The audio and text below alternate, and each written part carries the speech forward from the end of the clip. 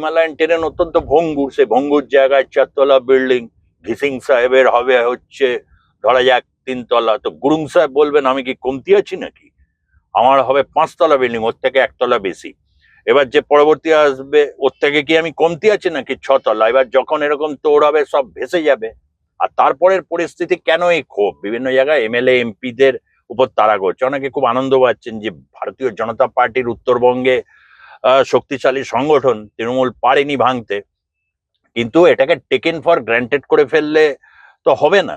ভারতীয় জনতা পার্টির যে সরকার, সেই সরকারে কি বিশেষজ্ঞ নেই যে হিমালয়ান টেরেন অঞ্চলে কিরকম উন্নয়ন হওয়া দরকার, যাতে এই ধরনের বন্যা বা পাগলা বন্যা যেটাকে বলা হয় আর কি, এরকম পরিস্থিতি হলে, ভূমিক্ষয় হলে সেটাকে মোকাবিলা কিভাবে করা যায়। মোকাবিলাটা তো হচ্ছে পরের পার্ট, যখন দুর্যোগ হবে, দুর্যোগকে অ্যান্টিসিপেট করা হচ্ছে তার থেকে বড় কথা, এখানে অ্যান্টিসিপেশন দরকার।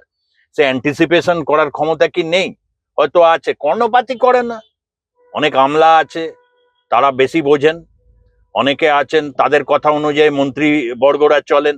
মন্ত্রীবর্গদের তো অধিকাংশ নিজস্ব চিন্তা ভাবনা করার ক্ষমতা কতজনের আছে যে এরকম আমলাদের বুঝে নিতে পারে? সেই ধরনের জ্ঞানীগুণী ব্যক্তি কতজন আছেন?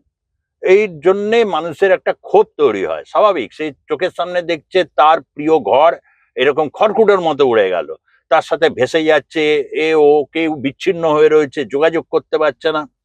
তাদের উপর আদিবাসী মানুষরা দেখছে যে তাদের জল জঙ্গলের উপর দাঁড়িয়ে এসে রিসোর্ট বানানো হচ্ছে, বিভিন্ন লোক এসে সে রিসোর্টে গিয়ে তারা, অনেক লোকজন থাকে। আরে ভাই, যখন এরকম পরিস্থিতি রয়েছে, সেই পরিস্থিতি যদি খুব বিপর্যয়কর হয়, সেখানে কি রেস্কিউ কিভাবে হবে, এগুলো ভেবে দেখা দরকার। না হলে এটা একটা মানে নিউজের ভালো উপাদান হবে, এ ব্যাপারে কোনো সন্দেহ নেই।